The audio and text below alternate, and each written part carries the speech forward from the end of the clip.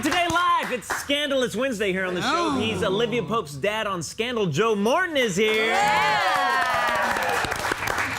A well-known TV host is not one of us four. Splits with his fiance of 5 years just one day after getting a huge honor. Aw, and what does Megan Fox say about her best on-screen kiss? And was it a guy or a girl? Oh yeah, we'll have that. That's a good tease, good tease. Plus, Lucy Hale, Nicki Minaj, Chris Pratt, Katy Perry, and the casting couch. But it's not what you guys think, I promise. Let's get the show started.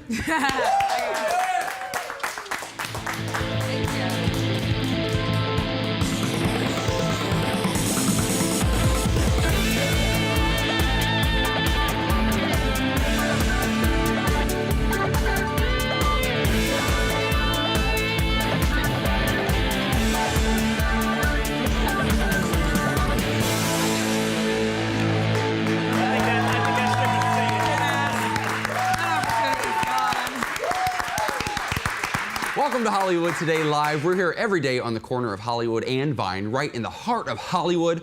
I've said Hollywood 4 times now, and I'm about 12 words in, so now you guys know we mean business. I'm AJ Gibson here with Kristen Brockman. Give it up for her. Yeah! Portia Coleman and Tanner Thomason. Yeah! Hey, everybody. How are you? I am well. How are these shoes? Are you what? Oh, wow. Oh, if I am getting shoe love from Portia, I know I am on point She today. is on point, my dear. I'm kind of Thank curious, you, though, Portia. a little behind the scenes, you guys. She didn't put these on until she literally sat up here. Can you walk in them, or they They might be a little tight. Those are shoes for looking at. They're not shoes for... Yeah, exactly. Not for walking. Who uses shoes for do that on walking? social media. Show us the love about our shoes and our outfits, because we know y'all are looking. Send pictures of your favorite Send shoes. pictures. I know. Here's our Twitter, @officialhtl, Hollywood Today Live, Instagram, Facebook. You know how it works. Join in on the conversation. These are by Zach Lowe. I just looked in the tab. Zach Lowe. All right. Y'all know what time it is. Let's get to the Hollywood headlines. All right, this isn't going to be a whole lot of fun, but we're going to get through this. A lot of people were shocked over the weekend when Michael Strahan's fiance of 5 years, Nicole Murphy, suddenly broke up with him. It happened one day after his induction into the Football Hall of Fame. Yikes. The official word is that long distance is to blame. She lives here in Los Angeles. He's in New York. But Page 6 reports Nicole called it off after she refused to sign a prenup, while other sources claim Nicole suspected Strahan was straying. Our producers went to the point of spelling Strahan S-T-R-A-Y-H-A-N.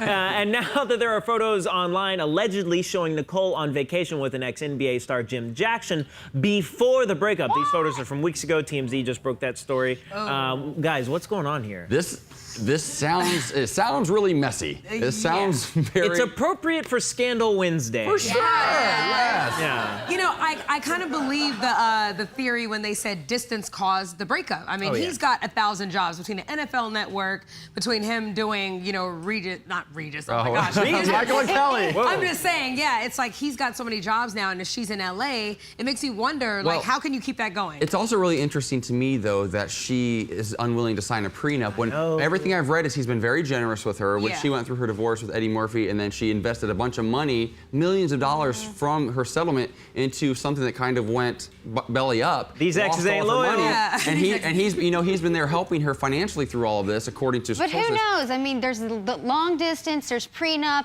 TMZ says he was cheating. Page 6 says she was cheating. I mean, we'll just really never know. I hope he wasn't cheating. I really like him. I think he's really great. I love him on Michael and Kelly, or Kelly and Michael. See, thank you. I know.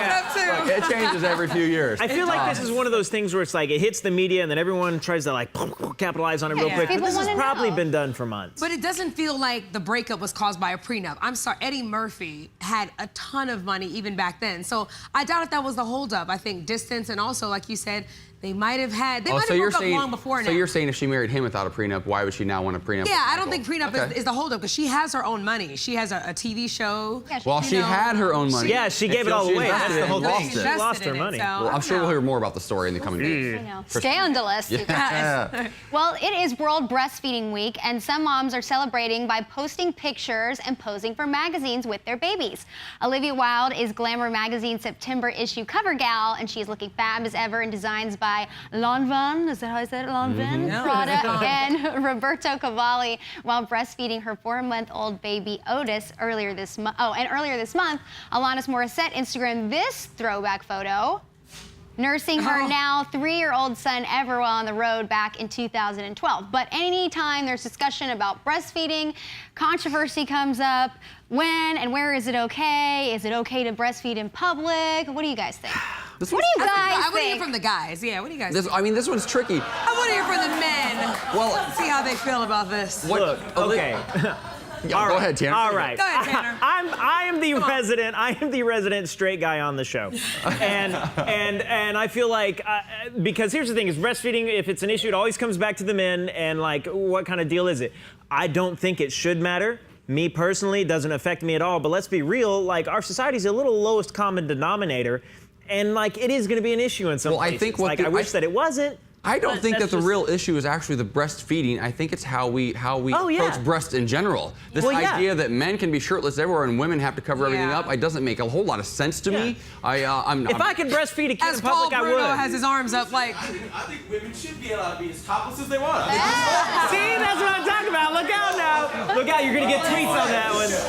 They're gonna tweet you I will say that my mother did not breastfeed with me as a child or with my sister, and we always, every time, studies say that breastfeeding makes you smarter as a kid and helps you, you develop faster. So every time we'd get report cards and we'd get bad grades, we'd be like, Mom, should have breastfed. Should have breastfed. It's your fault. And we guilted her. I always say, at the time, I have a child, I will finally have some breasts, so I will be more than happy to whip them out because I will be very proud of them. Listen, it's a part of motherhood. I don't understand the big deal behind it. You know, there are certain instances, you know, there are women who do it at a restaurant. If there's other kids there that maybe don't understand what it's about just yet, you know what? Put a blanket over. Alanis was breastfeeding in the car. I'm just like, at least wear a seatbelt. I see how it makes some people uncomfortable. Speaking of uncomfortable, Lucy Hale is talking about auditioning for the lead in 50 Shades of Grey. In the new issue of Cosmopolitan, out August 12th, the Pretty Little Liars star said she auditioned for Anastasia Steele, but, and I'm quoting here, the audition was so uncomfortable. It's exactly what you thought it would be, a big monologue, but very, very sexual. There were some things that I was so embarrassed to be reading out loud. Even more interesting were her comments about her role in Hollywood's Dream Factory. She says, Pretty Little Liars is about how we look, too. That's terrifying sometimes. Little kids see that and they think they have to be like that. So I can see how, as somebody who so many young girls look up to, just going into that audition process was probably really strange. I got to speak with her last week. We showed the package a couple days ago, and she was well-spoken. She was very thoughtful and very polite, spoke very highly of her parents. She's definitely you know, a daddy's girl, and she was a great, I cannot imagine her playing Anastasia Steele.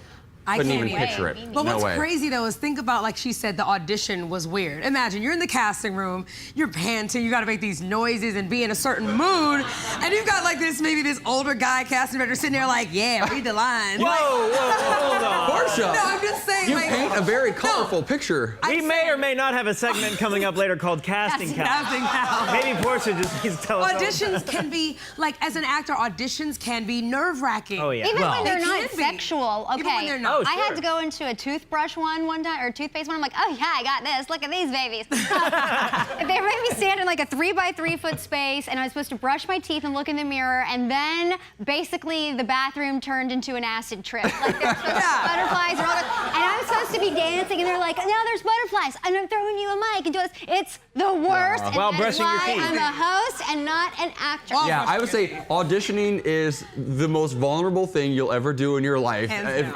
It's so terrifying, and to do that as she's only 25, and to go into such a sexual film and try to audition, I can't even imagine. Oh my gosh. I don't know. That part is her job, and another thing is like she's talking about like young kids looking up to her. I mean, and it's wonderful that she recognizes that, but it's been that way since the TV was invented. Yeah, but that sort of Dream Factory machine. 50 Shades of Grey is really pushing it. Yeah, that's next level. Bondage. Oh well, yeah, but those are two separate incidents that we just happen to be talking about. Well, this next gal knows all about sexuality, and I'll say her name, Nicki Minaj, is going into a little more detail about a speech that she gave at the BET Awards in June, where she referred to a health scare, actually a near-death experience. So Nicki tells The Fader magazine that she didn't call an ambulance because she didn't want to end up, quote, quote on TMZ. Now, Nicki also says that show business kills people, and here's her quote. "I can only imagine how many people in this business have died because they may not have wanted to be embarrassed publicly. We care so much about what the world thinks that we don't live, really." So, does this show an unexpected side of Nicki? Because I was surprised when I heard her say this during the award show, and I was there, and I was like, wow, this is getting really deep. You know? I think it shows a very thoughtful side of Nicki Minaj. I think most of America who knows Nicki Minaj, if you're not a fan of her music, then they know her from American Idol, from the one season she was there. And I think it's a very thoughtful remark. I think that it's not as simple as that statement. I think it's a much more complicated issue, but I think it's a statement that could get a conversation started, which I think is a good thing. Well, and also, here's the thing about Nicki Minaj, and it's how she handles her image. I mean, we look at the cover. Can we pull up the cover of Fader magazine? She's speaking about something very real, and look at how she looks on this magazine versus the imagery that she uses to sell her music. Right. And we're talking about two entirely different people here. One of them is a character to sell music. Well, let's be real, our big characters these days are our music 100%. artists. And the other one is a very, obviously, a person who knows exactly what they're talking about, but it's hard to separate these two. It's like, it's a lot more complicated. I think it's really tricky when you get to her level in this industry. You get like little bits and pieces of you get kind of taken away and they chipped away over time, and then you become this persona as opposed to who you actually are in the real world. And I think that she's still a person. She still has thoughts and opinions, and she's trying to express those. But most people are so used to the Nicki Minaj that they see in music videos, and they're different people. Well, People it's don't so realize different that. now, because look at how Nicki has come. She started wearing the pink wigs, the blue wigs. She was like this big character, and now I think it's so refreshing to see her stripped down. So do I. She's so beautiful, and you didn't even really notice that until she took everything off. And it's also interesting that, you know, she told the magazine that she's got to deal with the Home Shopping Network coming out. So I can't wait to see and it's not, what kind of does it look like a line of pink wigs, you know, from the magazine? Yeah, hopefully it's a makeup product. You know who else has a Home Shopping Network line is Nene Leakes, who we've been talking about. does. Yes, Sure she does. That's where it's at, HSN. Megan Fox has kissed a lot of people on screen. Notice I didn't say guys. But of all the co-stars she's made out with, Josh Brolin and Jonah Hex, Adam Scott and Friends with Kids, even Amanda Seyfried, did I say that one right? Seyfried? Seyfried. And Jennifer's Body, her favorite kiss was, any guesses? Shia LaBeouf from Transformers, maybe we shouldn't be so shocked though, because they did do 2 movies together. Plus, Shia told reporters they had a fling, but still, I mean, it's Shia. Are you guys shocked by this? Nope. No? No? Really? Shia LaBeouf has this very cool energy, like being a Disney kid. He wanted to shed that light quickly. Yeah, I mean, we were Disney kids at the same time, and Shia has this way about him, and girls love Shia from day one. So the fact that she's admitting that Shia was her best kiss over Amanda Seyfried, props to you. Well, I know. Okay, It is Shia. Also, just keep in mind, and I know Tanner has a lot to say right now, I'm just going to let him get to that, but keep in mind that 2011 is when they had their fling. Yeah. The Shia that we know now, that we've talked about in the tabloids this last year, and the Shia from 2011 are very different people. And so is she. Tanner, what do you have to say? It's just hard for me to imagine, like, someone just like, oh man, some girl just, I really want to kiss Shia LaBeouf. Like, it's just Really? You want to kiss even Steve? Portia. Over any of Megan's other co-stars. Over Amanda Seyfried? Look has nothing to do with how you kiss. That's true. Well, it helps, I'll tell you that right now. No. Well, Don't act like it doesn't matter. let's also point out she's happily married to Brian Austin Green. Yeah. So she's doing just fine. But think about it. When they were in these movies together, she was going through this wild girl phase. Sure. So they were in the space together to where I can imagine that kiss being just hot and passionate. Well, let's think about it. Most of her co-stars were CGI robots. Yeah, so it's her exactly. Shia. She's in a movie with Josh Bell. Josh Bell's an underwear model. He's Olivia Pope's father on true. Scandal, and he plays it so well that he got an Emmy nomination for it. Joe Morton is here. No applause. Next on Hollywood Stay Live. Don't go anywhere. Oh man,